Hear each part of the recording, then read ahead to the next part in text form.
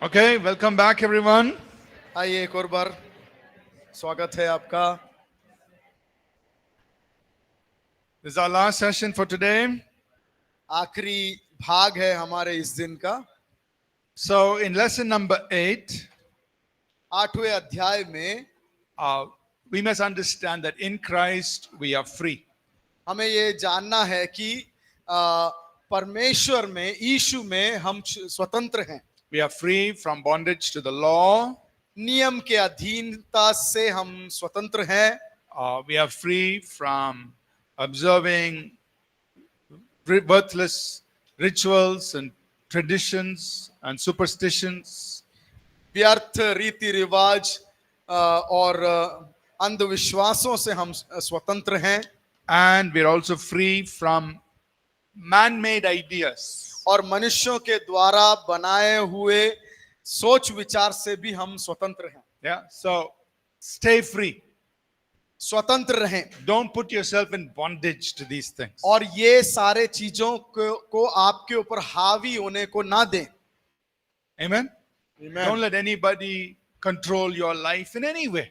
किसी भी रीति से हो, आपके जीवन को कोई भी अधिकार में ना लाने पाए। In Christ you are free. आप यीशु मसीह में स्वतंत्र हो। But use your freedom wisely. लेकिन आपकी स्वतंत्रता जो है एकदम सोच समझकर इस्तेमाल करें। And use your freedom to bless people. और आपका जो स्वतंत्रता है दूसरों के लिए एक अनुग्रह का कारण बने, इस कारण से लें। So let's go to lesson number 9. 9वें अध्याय में जाएंगे। I will just look at this lesson today and we will stop after that. ये अध्याय को हम देखेंगे और इस आज का क्लास खत्म करेंगे। In Christ we are part of his body. यीशु मसीह में उसके देह के अंग हैं। That means you are a member of the body of Christ. इसका मतलब ये है कि यीशु के शरीर का भाग है हम। Amen.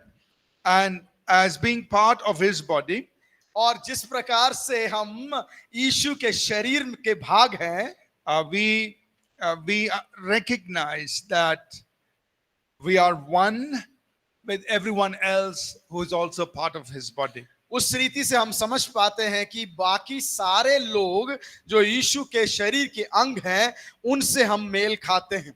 Example. उदाहरण में, You look at this classroom. इस क्लासरूम में आप थोड़ा देख लें।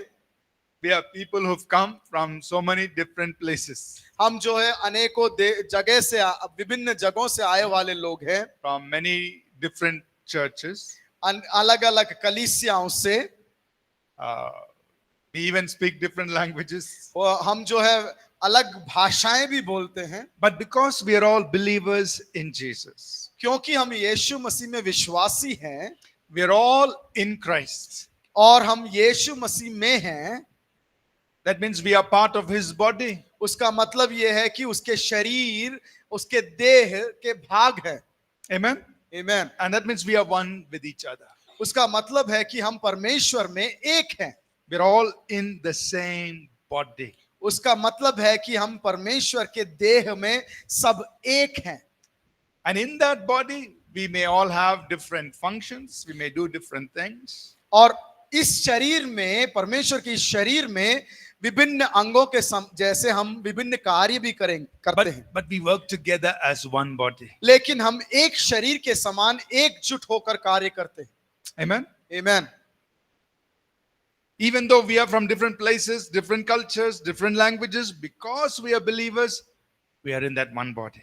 हम अनेकों जगह से आए हुए हैं, विभिन्न भाषाएं बोलते हैं, विभिन्न क्षेत्रों में रहते हैं, फिर भी हम यीशु मसीह के शरीर में एक हैं। Amen. Amen. So we respect each other. इसीलिए हम एक दूसरे को सम्मान देते हैं। We recognize that we are all equal in the body. इसीलिए हम एक दूसरे को एक रीति से देखते हैं। Amen. Amen. And we can work together, we can function together. इसीलिए हम एक साथ एकजुट होकर कार्य कर सकते हैं। You recognize that. वो हम समझते हैं। So when you meet another believer, और जब हम एक दूसरे विश्वासी से मिलते हैं, oh, you don't say, oh, he's Baptist, oh, he's Pentecostal, oh, he's Methodist. हम ये नहीं बोलते कि ओ ये जो है बपतिस्त है, ये जो है पेंटिकॉस्टल है, ऐसा नहीं बोलते। No, नहीं, you're a brother. हम जो है भाई बहन हैं, That's enough. वो काफी है। Amen. आमीन। You don't need, yes, yes, we come from different local churches, हाँ, सही बात है कि हम दूसरे दूसरे कलीसियाओं से संबंध रखते हैं, but as believers, we are in one body, लेकिन परमेश्वर के विश्वासी के रूप में हम एक शरीर हैं, in the body of Christ. परमेश्वर के शरीर में। So we can respect each other. इसीलिए हम एक दूसरे का सम्मान देना है। There may be differences in how we may understand the scriptures or how we may do certain things. हो सकता है कि हम वचन को समझने में एक दूसरे से थोड़ा विभिन्न हो, Leave that aside. उस सब चीजों को एक साइड एक तरफ रख दे। If you believe in Jesus, आप यीशु पर विश्वास करते हैं, you believe in what he did for us on the cross, वो यीशु मसीह ने कलवरी क्रूस में मेरे लिए और आपके लिए क्या किया, उस you पर believe विश्वास that, करते हैं, you believe that Jesus Christ is Lord, और आप विश्वास करते हैं कि यीशु मसीह ही प्रभु है, you are in his body, और वो आप उसके शरीर देह में हो, I am in his body, वो हमारे देह में है, मैं उसके देह में हूं, then we can be one. और उसी प्रकार हम एक होते हैं। Amen. आमीन। So learn to see other believers as part of the body of Christ. इसीलिए दूसरे भाई को भी परमेश्वर का शरीर के भाग में देखने का कोशिश करें। Then we can leave all our differences aside. इस कारण से हम सारे जो विभिन्नता हैं उसको एक साइड एक तरफ कर सकते हैं, And we can have fellowship. और उस प्रकार से एक दूसरे के साथ संगति कर When सकते we हैं। see each other एक- as part of the same body. अब जब हम एक दूसरे को एक ही शरीर के रूप में एक देह के समान जब देखते हैं, Amen. So let's read here. Galatians chapter 3 verses 27 and 28. गलातियों 3 का 27 और 28 पढ़ेंगे। It says, for as many of you as were baptized into Christ, you have put on Christ. There is neither Jew nor Greek, there is neither slave nor free, there is neither male nor female, for you are all one in Christ Jesus. और तुम में से जितनों ने मसीह में बपतिस्मा लिया है, उन्होंने मसीह को पहन लिया है। अब ना कोई यहूदी रहा, ना यूनानी, ना कोई दास, ना स्वतंत्र, ना कोई नर, ना नारी, क्योंकि तुम सब मसीह में एक हो। So underline that, in Christ Jesus. उस यीशु मसीह में थोड़ा आप उसको अंडरलाइन कर ले। So what is Paul telling us? पौलुस यहाँ क्या कहता है? In Christ Jesus, यीशु मसीह में you're all one. हम सब एक हैं, You're equal हम एक समान हैं, and you are together, और हम एक साथ हैं, and God loves each of you equally. और यीशु मसीह जो है हर एक व्यक्ति को एक समान प्रेम करता है। So there is neither Jew or Greek. यहाँ पर यहूदी नहीं, यूनानी नहीं। So your race or from which part of the world you are, that doesn't matter. आप किस गोत्र के हैं, किस दुनिया के भाग से हैं, उसका मुख्य यहाँ पर मूल्य नहीं है। Your social standing, whether you're a slave or a free person, that doesn't matter. आप बंधी लोग हैं या दास हैं या छुड़ाए हुए लोग हैं, उसमें कोई मान्यता नहीं है। And whether you're male or female, we all have the access to the same blessings of God. हम पुरुष हो या स्त्री हो, उस सब एक समान प्रभु के साथ मेल खाते हैं। All the blessings of God are for both men and women. और जो सारे प्रभु के आशीष है वो पुरुष और स्त्री के लिए एक समान है। We are all equally in Christ. हम यीशु मसीह में एक हैं, एक समान हैं। Amen. आमीन। So we can work with each other, respect each other in that way. इसीलिए हमारे कार्य क्षेत्र में एक दूसरे का सम्मान दे सकते हैं और एक दूसरे के साथ मिलकर काम कर सकते हैं। 9.3, the next point. 9वें पाठ्यक्रम से तीसरा भाग, Because we are all in the body, we are interdependent. इसीलिए हम एक हैं, इस कारण से एक दूसरे के ऊपर निर्भर रहते हैं। So Paul uses the example of the human body to teach us this. और वो बात बताने के लिए पौलुस जो है हमारे शरीर को उदाहरण लेता है। You know, he says, look at the human body. देखिए अपने शरीर, मनुष्य के शरीर को देखें। The hands do something, हाथ जो है कुछ कार्य करते हैं, the feet do something, पैर जो है अपना कार्य करते हैं, the eyes do something. आंख अपना काम करते हैं। The hands need the legs and the eyes. हाथ को जो है आंखें और पांव की भी जरूरत है। We don't walk with our hands. हम लोग जो है अपने हाथ पर नहीं चलते हैं, We walk with our feet. हम अपने पांव से चलते हैं। We don't see with our hands. We see with our eyes. हम लोग हाथ से नहीं देखते हैं, हमारी आंखों से देखते हैं। Right? And समझ रहे हैं? if I want to pick up something, I see with my eyes, only then my hand can go and pick it up. अगर मैं कुछ चीज उठाना चाहता हूं, मेरी आंखें उसको देखता है, उसके बाद मेरे हाथ उठाता है। So we need each other. इसीलिए मुझे एक दूसरे की चीज की जरूरत है। So in the body, शरीर में, the body of Christ, यीशु का शरीर में we need each other. हमें एक दूसरे की जरूरत है। Amen? आमीन। We can't say, I don't need you. हम ये नहीं कह सकते कि मुझे आपकी जरूरत नहीं, Oh no, we need each other. हमें एक दूसरे की जरूरत है। Yeah, so example, even in our own local church, इसीलिए हमारे जो example, लोकल yeah. चर्च है वहां पर हम उदाहरण ले सकते हैं। There are so many people who do so many different things. और हम जो है कई विभिन्न चीजें करते हैं लोकल चर्च में। Okay, maybe the pastor is preaching the message, हो सकता है कि पासवान प्रचार कर रहा हो, but there is somebody who's taking care of the sound. और हो सकता है कि कुछ लोग जो है पीए सिस्टम का ध्यान दे रहे हैं, There's somebody who's leading worship. कुछ लोग जो है आराधना को अगुवाई कर रहे There हैं। are people who are doing different things. है कि अलग अलग कार्य उस कलीसिया में लोग कर रहे हैं। Everybody is important. सब लोग जो है मुख्य लोग हैं। Amen? आमीन। It's not happening just because the pastor is preaching. इसीलिए नहीं हो रहा क्योंकि पासवान प्रचार कर रहा है, That's only one part of it. वो एक भाग है। But everybody is doing different things, and that's how everything comes together. और हर एक व्यक्ति जो है अलग अलग कार्य कर रहा है, इसी प्रकार से एक होकर सब कुछ होता है। Amen? आमीन। So we must understand everybody is important, इसीलिए हमें समझना है कि हर एक व्यक्ति जो है मुख्य है and we need each other और हमें एक दूसरे की जरूरत है in the body of Christ. परमेश्वर के देह में। 9.4. 9वें पाठ में चौथा भाग, We collectively represent Christ. हम लोग जो है एकजुट होकर मसीह को प्राप्त करते हैं। Together, एक साथ we bring Jesus to the world. यीशु को मुख्य स्थान देते हैं। People can see Jesus through us as a body. यीशु मसीह को लोग एक शरीर, एक देह के समान हमारे द्वारा देख सकते हैं। Right? So, as a body, we have to work together. एक देह के समान हमें एकजुट होकर एक साथ कार्य करना है, so that the world can see Christ. ताकि दुनिया मसीह को देख सके। Amen? आमीन। So understand, we are all part of that one body, समझें कि हम सब जो हैं उस शरीर के भाग हैं and through the body, और- Jesus is revealed to the world. और उस देह के द्वारा उसके अलग अलग भागों को दुनिया देखता है। So we must, maintain that unity, that fellowship in the Spirit. इसीलिए वो एकता, वो संगति मनुष्य परमेश्वर में हमें रखना जरूरी है। Next point, 9.5. 9वें पाठ का 5वां भाग, Together we are God's dwelling place. एक साथ हम जो है परमेश्वर का निवास स्थान है।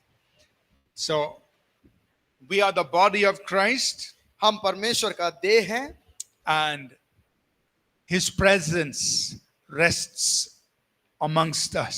और उसकी उपस्थिति हमारे बीच में निवास करता है। We are the dwelling place of God. हम जो है परमेश्वर के रहने का जगह है। We are the house of God. हम जो है परमेश्वर के भवन हैं। We are the temple of God. हम परमेश्वर के मंदिर हैं, As the body of Christ. परमेश्वर यीशु मसीह के देह के समान। Amen. आमीन। So remember that. उसके बारे में याद रखें। You don't want to do anything that destroys the body or disrupts the body. हमें कुछ भी ऐसी चीज नहीं करना है जो हमारे परमेश्वर के देह को खराब करे या खत्म कर दे, because this is the body of Christ. क्योंकि ये शरीर जो है, ये देह जो है, वो परमेश्वर का है। Amen. आमीन। And you are part of that body. और आप जो है उस देह का भाग हो। So don't do anything that would destroy or disrupt the body of Christ. ऐसा कुछ भी ना करें जो परमेश्वर के इस शरीर को विनाश करे या खत्म कर दे, It's the dwelling place of God. क्योंकि ये देह जो है परमेश्वर का उपस्थिति रहने वाला एक जगह है। Amen. आमीन। So to be in Christ means you're part of this holy body, this body of Christ. परमेश्वर में होने का मतलब है कि इस देह में मैं हूं। Amen. आमीन। So we're going to stop here for today. आज यहीं पे हम खत्म करने की कोशिश करेंगे। We will do 10 and 11 tomorrow. 10 और 11वां अध्याय जो है, पाठ जो है, वो हम कल करेंगे। Amen.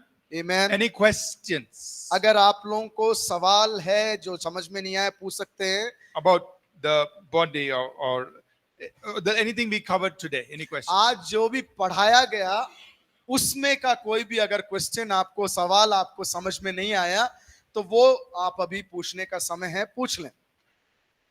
जो आज ये ध्यान दें कि आज जो पढ़ाया गया है उसमें से अगर आपको कोई भी संदेह है, समझ में नहीं आया, परमेश्वर का देह, नहीं तो हमारा पहचान, नहीं तो स्वतंत्रता, इस सब चीजों में कुछ भी समझ में नहीं आया, कोई सवाल है तो आप पूछ सकते हैं।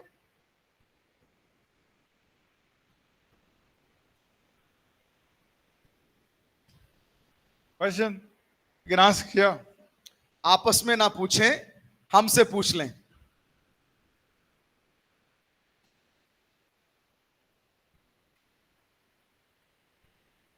Any questions?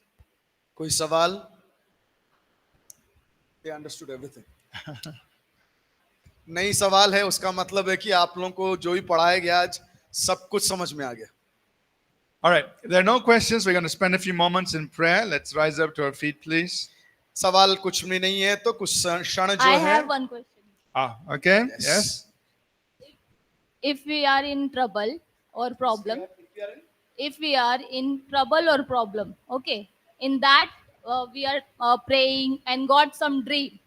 So how confirm that dream is from Jesus with word, right? With words. How do you confirm that word, that dream, is whether it's from the Lord? हाँ. How we should How do you confirm? confirm? Okay. सवाल ये है कि अगर कोई परेशानी की परिस्थिति में मैं गुजर रही हूँ, उस समय मैंने कोई एक सपना देखा, तो मैं किस प्रकार से समझ सकती हूँ कि वो सपना जो मैंने देखा वो परमेश्वर की तरफ से है, right? Okay. All right. We have a book that is called Understanding the Prophetic. एक किताब है जिसमें है कि हम प्रोफेटिक, Understanding the Prophetic. भविष्यवाणी को हम कैसे समझ सकते हैं करके एक किताब है। All right. So try to pick it up, वो थोड़ा उठा लें, English or Hindi. हिंदी या इंग्लिश जो भी आपको समझ में आए। There we have a chapter on interpreting dreams. उसमें एक अध्याय है, एक पाठ है जिसमें लिखा हुआ है कि हमारे सपनों का अर्थ कैसे समझे। Yeah. So we go into a lot of detail. I'll give you a small answer. उसमें एकदम विस्तार रूप से लिखा हुआ है, लेकिन भी एक सारांश रीति से आपको मैं समझाऊंगा। So the dream that we have can come from one of three sources. हमारे को जो सपने आते हैं तीन स्थान से आ सकते हैं। It could come from God. वो परमेश्वर से आ सकता है, It could be our own mind at work, वो मेरा ही दिमाग, सोच विचार काम कर सकता है, or it could come from the devil. और से दुष्ट ताकतों से आ सकता है। They can also put, bad dreams. We call them nightmares in our minds. वो भी इसे दुष्ट ताकतें जो है, अंधकार की ताकतें भी सपने डाल सकते हैं, जिसको हम भयभीत करने वाली सपना कह सकते हैं। So how do we know that the dream we've had is from God? हम कैसे समझ सकते हैं कि ये जो हमने सपना देखा वो परमेश्वर से है? So first, पहला, when God speaks, he will speak peace to his people. पहला जब परमेश्वर जब बात करता है वो शांति और समाधान के बारे में परमेश्वर के लोगों से बात करता है। Okay, I can't remember the verse. So when God speaks, he speaks peace. जब परमेश्वर बातचीत करता है तो वो शांति के बारे में बातचीत करता है. We can also look at this verse of scripture, 1 Corinthians 14, verse 3. पहला कोरिन्थियों 14:3 में हम देख सकते हैं. It's talking about prophecy there. उधर भविष्यवाणी के बारे में कहा जाता है. But it says prophecy is for edification, exhortation, and comfort. भविष्यवाणी जो है हमें उत्तेजना देने के लिए, मजबूत बनाने के लिए दिया जाता है. Yeah.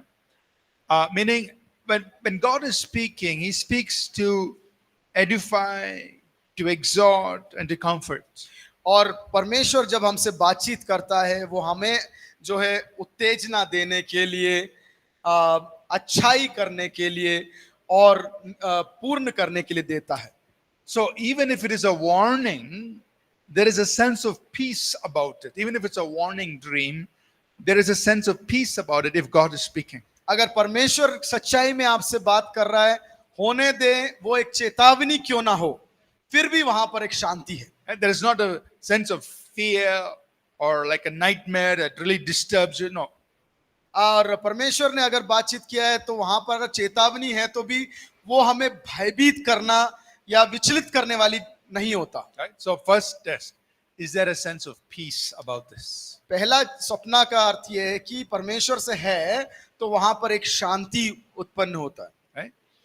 Secondly, when God is speaking, especially if He's speaking to you, usually you will have a sense of His presence. और जब दूसरी रीति से हम ये तरीके से देख सकते हैं, जब परमेश्वर हमसे बातचीत करता है वहां पे उसकी, परमेश्वर की एक उपस्थिति का अनुभव होता है. A sense of His presence. उसके उपस्थिति का अनुभव होता है. Example, उदाहरण से Jacob, Yakub, he went to sleep on a rock. वो एक पत्थर को तकिए के रूप में रख के सोने गया. How comfortable that is. कितना आरामदायक है पत्थर पर सिर रख के सोना. But he had a dream लेकिन उसने एक सपना देखा. about the gateway of heaven. उसने स्वर्ग से धरती पर उतरने चढ़ने वाली एक सीढ़ी के बारे में When he सपना woke देखा. up, लेकिन जब वो उठा, he said, surely the Lord is in this place. उसने कहा सच्चाई, सच में प्रभु यहाँ पर है. There's a sense of God's presence. वहां पर जो है याकूब को परमेश्वर की उपस्थिति महसूस हुआ. Right? So when there's a dream that comes from God, there's a sense that God is speaking, a sense of God's presence. जब हमें एक सपना जो परमेश्वर के तरफ से आता है तो वहां जरूर हमें जो है परमेश्वर का एक उपस्थिति महसूस होता है. Yeah. Thirdly, when God is speaking, like you said, it will never contradict the word of God. और तीसरा जो हम ये देख सकते हैं, जब परमेश्वर हमसे बातचीत कर रहा है वो कभी भी वचन के विरोध में नहीं बात करता. The spirit and the word agree. और आत्मा और वचन एक रीति से काम करता है. 1 John chapter 5 verse 7. पहला यूहन्ना 5:11. पहला यूहन्ना 5:7. ओके, 5:7. सॉरी, पहला यूहन्ना 5:7. The spirit and the word agree. आत्मा और वचन एक होता है. So when the Holy Spirit is speaking, it will agree with the word of God. पवित्र आत्मा जब आपसे बातचीत करता है, वचन में क्या लिखा है उसके साथ सहमत होकर काम करेगा. It won't be contradictory to the वो word. एक दूसरे के विरोध या एक दूसरे के खिलाफ खड़े होकर नहीं बोलता. Yeah. And the last one is God will give you the interpretation. और चौथी बात ये है कि जो हम सपने देखते हैं, वो जो सुनते हैं, प्रभु की तरफ से अगर है तो उसका अर्थ भी वो प्रभु यीशु मसीह देगा. Yeah. Sometimes you may need the help of somebody else हो सकता है कुछ समय जो है हमें दूसरों की सहायता की जरूरत पड़ जाए to help understand the dream. और ताकि हम वो सपने का अर्थ समझ सके. But many times God gives you the meaning, the understanding of the dream. लेकिन कई बार ऐसा होता है कि जो सपना यीशु से आता है उसका अर्थ यीशु खुद आपको समझाता है. And I will add one more, point 5. और पांचवा ये मैं बोलना चाहता हूं, If a dream repeats, अगर एक सपना बार बार आता है then it means that it is going to be fulfilled very soon. उसका मतलब ये है कि शीघ्र ये जो सपना है पूरा होने वाला है. Genesis 41 and verse 32. उत्पत्ति 41, 32। Genesis 41, verse 32. Genesis 41. Genesis 41, verse 32. Joseph says, the dream was repeated to Pharaoh twice because the thing is established by God and God will shortly bring it to pass. Yusuf ऐसा कहता है कि फिरौन को जो है दो सपना देखा था, उसने बार बार उस सपने के बारे में देखा और यूसुफ बोलता है जरूर ये तेरा सपना पूरा जल्दी आ होगा, जाए। जल्दी होगा, पूरा होगा। Yeah, Genesis 41, 32. उत्पत्ति 41 का 32। So if a dream is repeated, अगर एक सपना आपको बार बार दिखता है, it means God is saying, this is confirmed, it's going to happen soon. उसका मतलब है कि यीशु बोलता है ये मेरी तरफ से है, ये जल्दी होने वाला है। Yeah. So if it's repeated, you have to be. अगर ये एक बार एक ही सपना बार बार आ रहा है। So these are some principles on how to interpret dreams. ये कुछ मुख्य बातें हैं जिस प्रकार से हम हम समझ सकते हैं किस प्रकार से एक सपने को का अर्थ समझ सके। But in that book, Understand Prefer, you'll have some more information. लेकिन अगर वो किताब लेके आप पढ़ लें तो और थोड़ा विस्तृत रीति से उसमें लिखा हुआ है। Yeah? Yes. माइक दे दीजिए।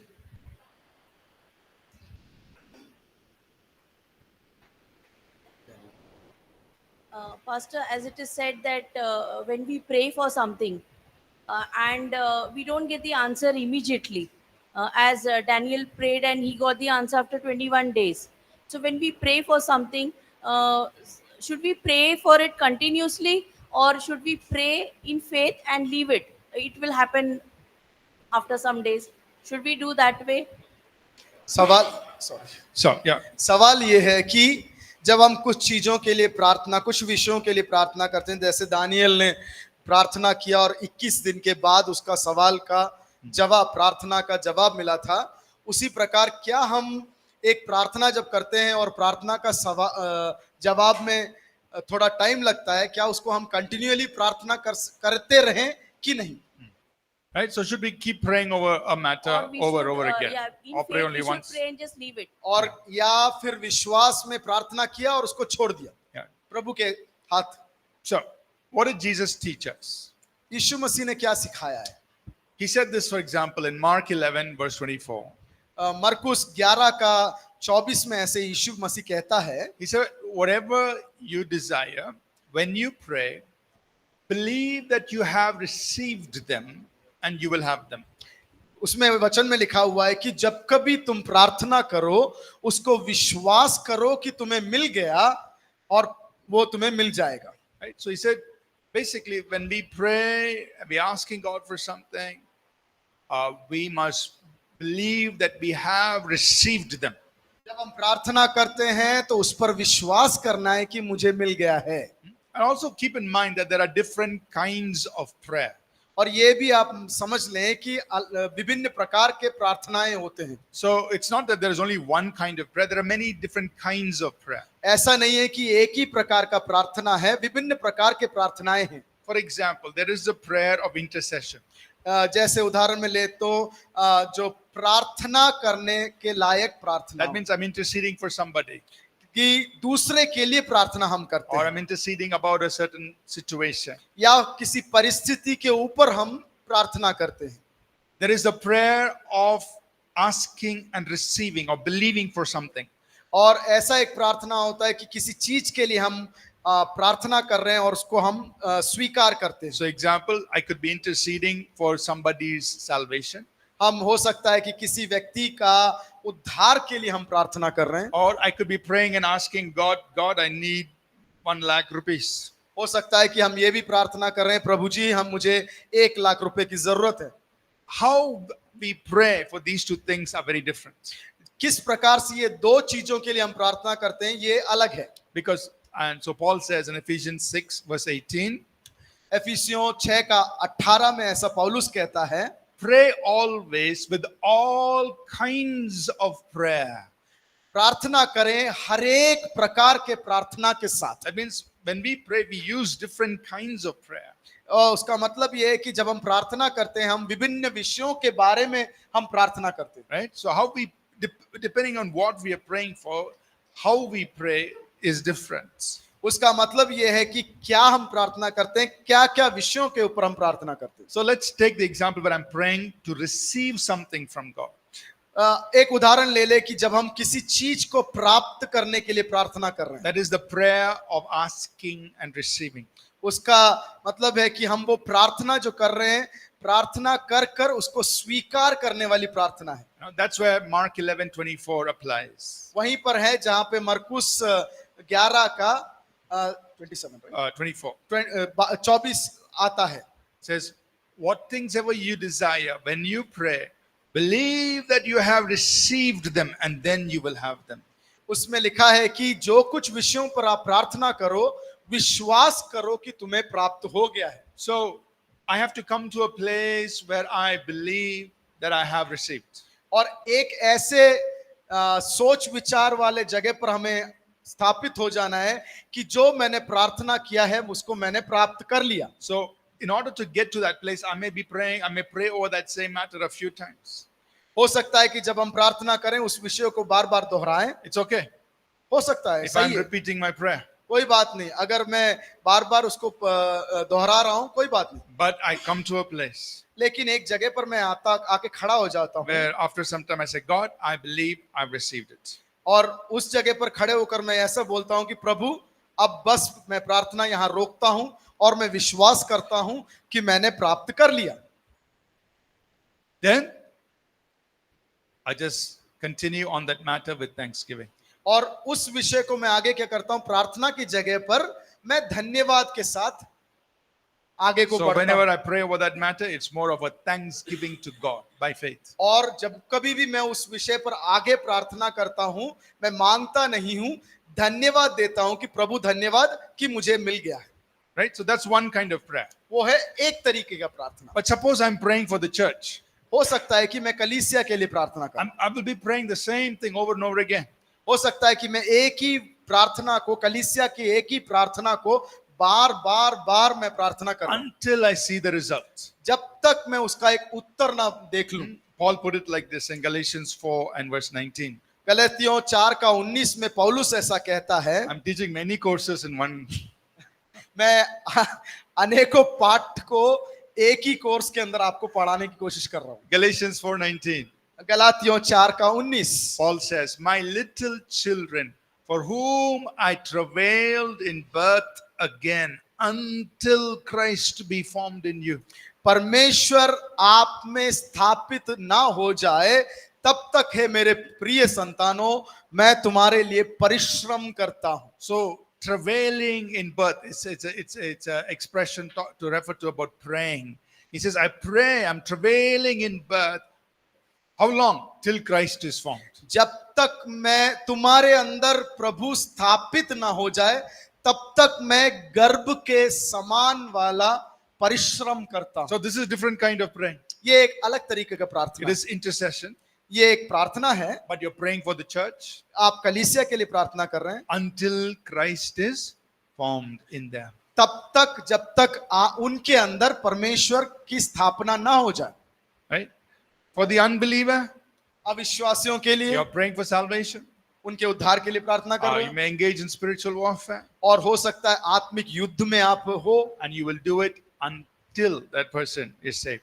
और जब तक वो व्यक्ति उद्धार प्राप्त कर कर आपके साथ ना जुड़ जाए तब तक आप प्रार्थना करते हैं, Because it is a warfare. क्योंकि ये है एक आत्मिक युद्ध है। Right? So that's why Paul says, pray always with all kinds of prayer and supplication, making intercession for the saints, according to the will of God. और इसीलिए पौलुस कहता है कि हमेशा जो है प्रार्थना में लगे रहो और प्रार्थना में लगे रहो। So you'll have a course on prayer, I think. प्रार्थना के विषय में शायद हो सकता है कि आपको एक पाठ पढ़ाया Yeah, जाएगा। I think Pastor Nancy is teaching a course, so you'll get into detail. Pastor Nancy हो सकता है कि इस प्रार्थना के विषय में शायद पढ़ाएगी, तब आपको और थोड़ा विस्तृत रूप से आपको समझ में आ जाएगा। Yes? सर मेरा प्रश्न ये है कि हम यीशु मसीह के द्वारा स्वतंत्र किए गए हैं, लेकिन हम जिस समाज में या जहाँ रहते हैं वहाँ कुछ ऐसी भी बातें आती है, कुछ रूढ़िवादी प्रथा रहते हैं जिसका सामने हम खड़े रहने में असमर्थ होते हैं, तो उस समय हम किस प्रकार से उन्हें जवाब दे सकते हैं? There are, though we are free, set free in Christ, still the society where we stay. Sometimes there are certain rituals, practices comes against us. In that situation, how we stand or how we answer them. Okay, good question.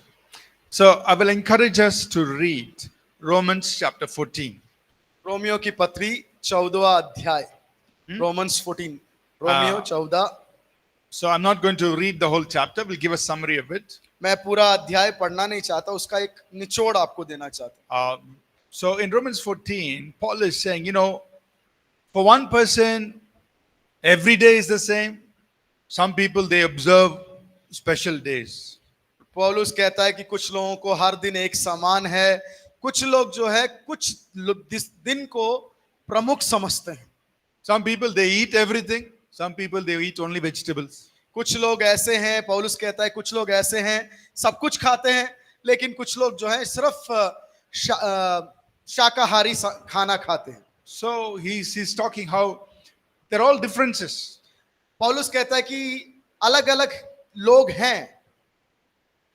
So how does Paul end that Romans 14? You read the whole chapter. आप Romeo की पत्री 14 जरूर पढ़ लें कि कैसे पौलुस उसने उस अध्याय को खत्म कर रहा है. So he says, look, if you're a believer, if you eat, it doesn't make you better. If you don't eat, it doesn't make you any better.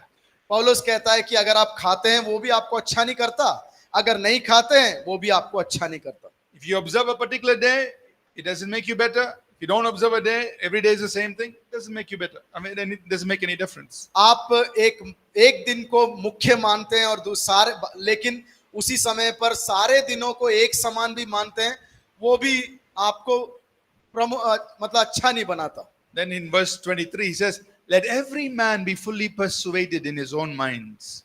23 में लिखा है कि हर एक व्यक्ति अपने दिमाग और सोच विचार के अनुसार समझ जाए.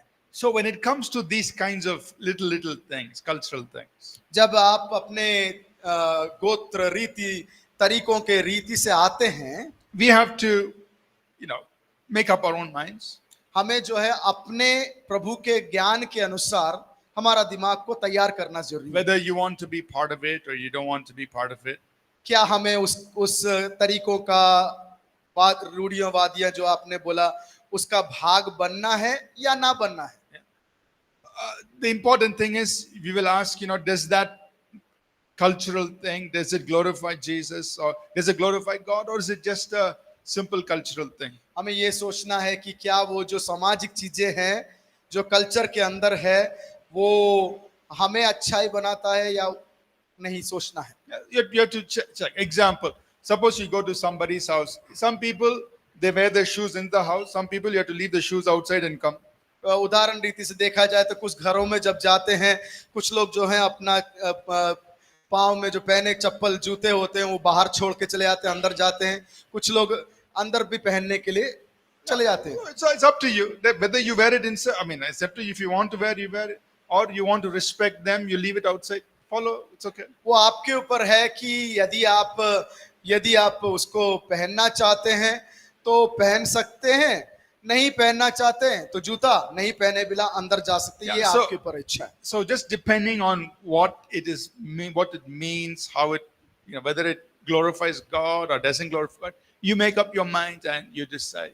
वो आप निर्णय लें कि परमेश्वर की तरफ से वो क्या परमेश्वर को महिमा देता है या परमेश्वर को महिमा नहीं देता है.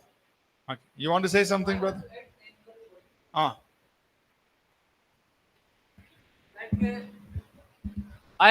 Me and my wife is only one मतलब believer in my family. और पिछले 2012 से हम लोग प्रभु को स्वीकार किए हैं और 2 साल तक तो अपने गांव जा नहीं पाए बिहार हम, क्योंकि इन लोगों को लगा कि मेरे माँ बाप को कि हमने गाय खाना शुरू कर दिया है. That is the general सोच इन बिहार इन यूपी. तो अब ये हो गया, पिछले 2 साल से जब गांव जा रहा हूं मैं तो दे नोज कि दे आर बिलीवर. इन्होंने धर्म नहीं चेंज किया, आत्मा चेंज किया है. अब हम जाते हैं ना तो मेरी माँ को पता है कि इसने यीशु मसीह को स्वीकार कर लिया है तो मुझे आग नहीं देगा, ये सी नोज। उसको करने के लिए मुझे टाइम लगा, और वो टाइम हम जबरदस्ती नहीं कर सकते, जैसे आपकी वाली कहावत बाइबल लेकर पटक दिया उस पे। We have to show from our Action. Body actions कि हमने धर्म नहीं बदला, हमने आत्मा बदला है। मेरा खान पान वही है, आज भी दाल भात चोखा ही खाते हैं हम लोग, या दाल भात भुंजिया ही खाते हैं बिहार में। हम ये नहीं है कि जाके दुबई जाके कुछ और खा लेंगे, हम खान पान नहीं मेरा बदला है। तो एडिंग टू हिज पॉइंट कि हम जब कुछ चीज करते हैं तो उसको प्रार्थना पूर्वक करना चाहिए, और परमेश्वर से बोलना चाहिए कि मेरे बस की बात नहीं है कि मेरी माँ को बनाना, कि माँ को समझाना बहुत मुश्किल कार्य होता है कि मैं तेरा आग नहीं लगाऊंगा, that is very tough, but now she understand it कि मेरा बेटा आग नहीं लगाएगा। तो it takes hard time, but उसके बाद मैं ननिहाल जाता हूँ, तो ननिहाल वालों को पता है कि प्रसाद नहीं खाएगा ये और इसकी बीवी, तो मुझे प्रसाद देते नहीं, मंदिर जाते नहीं है। हम लोग के अलग अलग कमरा बना दिया गया है कि हम ये रहेंगे कमरे में, इनको प्रसाद नहीं देना है, इसको मंदिर कुछ नहीं देना है। तो when we trust on this पवित्र बाइबल ना, Lord is also opening the door, but we have to trust peacefully and keep every eye on him। मतलब मैंने अपनी जिंदगी में एक ही ठान लिया है कि प्रभु तू ही मेरी जिंदगी का ड्राइवर है, इस गाड़ी को मैंने चला सकता हूँ। और जब से मैंने अपने आप को सबमिट किया है ना, I have ups and downs, but इस रूढ़िवादी और अंधविश्वास में बहुत दूर निकल गया हूँ। At least in my family, at least Bihar में मैं जाता हूँ तो लोगों को पता है he is Christian, but nobody, even जो कट्टर होते हैं, who cannot touch me because I'm not doing anything wrong which is against the society। So Takes time. takes time। Yes. Thank you। Thank you.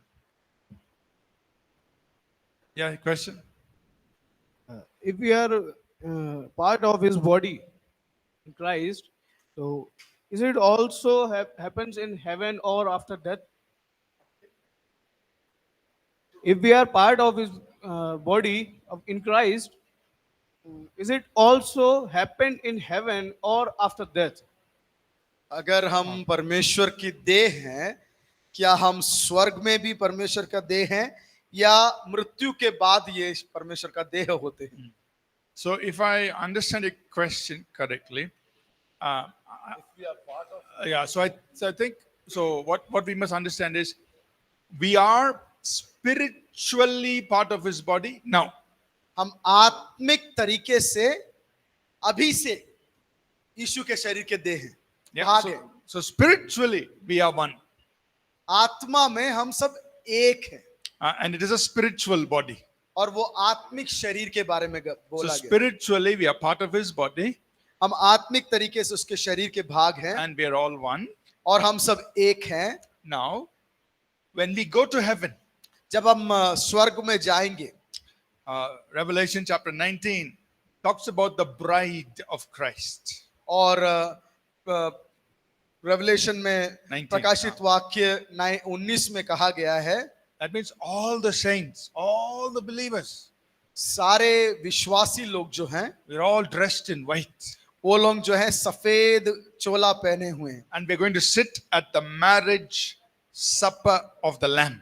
और जो बड़ी स्वर्ग में शादी होगा, उस शादी में हम उपस्थित होंगे, So बैठेंगे। there it is literal, we're all there, और वहां पर जो है सही मायने से हैं, right? And we are collectively called the bride of Christ. The bride has made herself ready.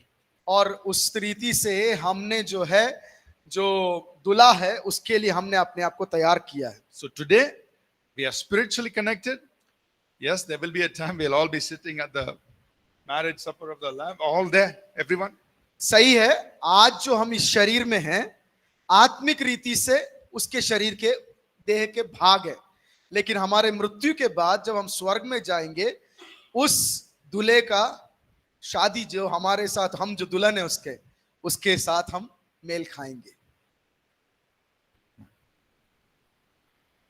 Okay, let's rise to our feet, please. Let's take आइए a हम few खड़े हो minutes जाएंगे। to pray.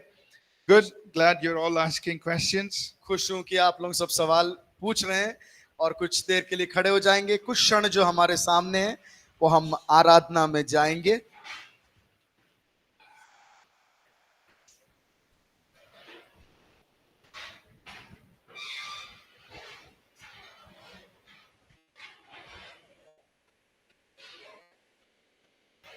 Tomorrow will be our last class on this course.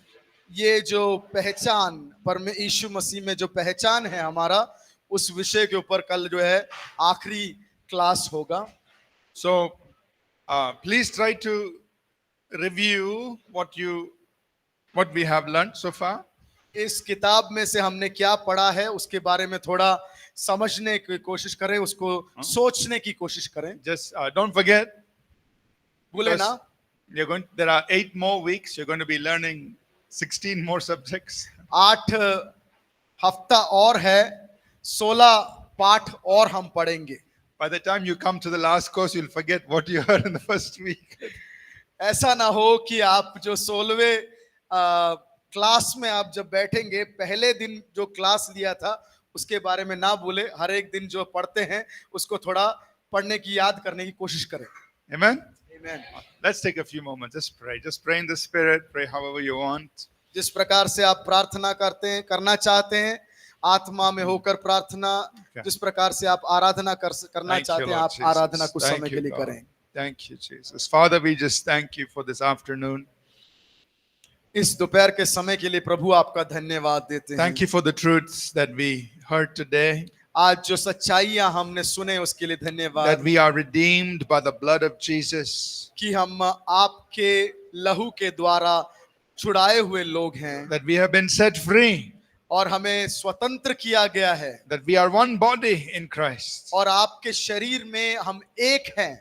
Father, we pray that these truths will be written in our hearts. और हम प्रार्थना करते हैं प्रभु, ये जो सच्चाइयां हैं आपकी, वो हमारे हृदयों में लिखा Give जाए। us revelation of these things. और प्रभु जी इस विषयों के बारे में हमें दर्शने दें, Help us to be established in the truth. और ये सच्चाई में हम दृढ़ हो जाएं, संपूर्ण हो जाएं। May we walk according to your word. हो हे प्रभु जी, हम इस वचन के अनुसार हम चलने पाएं, And may we be a blessing to many others, Lord. और अनेकों लोगों के लिए हम आशीष का कारण बन जाएं। Thank you, Lord Jesus. धन्यवाद यीशु मसीह। Thank you, Lord Jesus. धन्यवाद यीशु Thank Masih. you, Jesus. Let's go ahead and pray in tongues for a few minutes. आइए हम अन्य भाषाओं में Thank you. कुछ देर के लिए उसकी उपासना, उसकी आराधना Thank you, Lord करेंगे। Jesus. हालेलुया।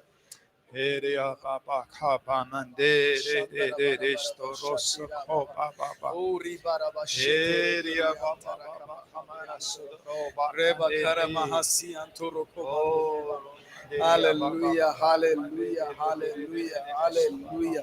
ओरी खबाराबा शेतेरे केरे अंतरे कर। Oh, we thank you, Lord. We bless your name. Bless your name. आपके नाम की स्तुति हो, स्तुति हो, स्तुति हो, स्तुति हो। Oh, thank you, Jesus. Area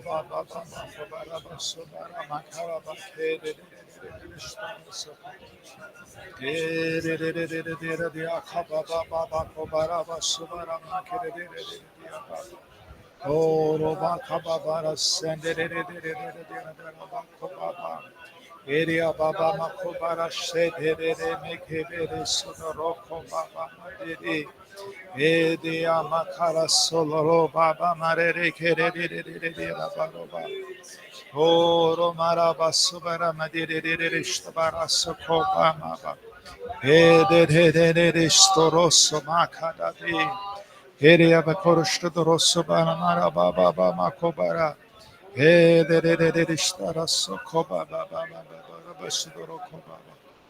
Thank you, Lord Jesus. Thank you, God.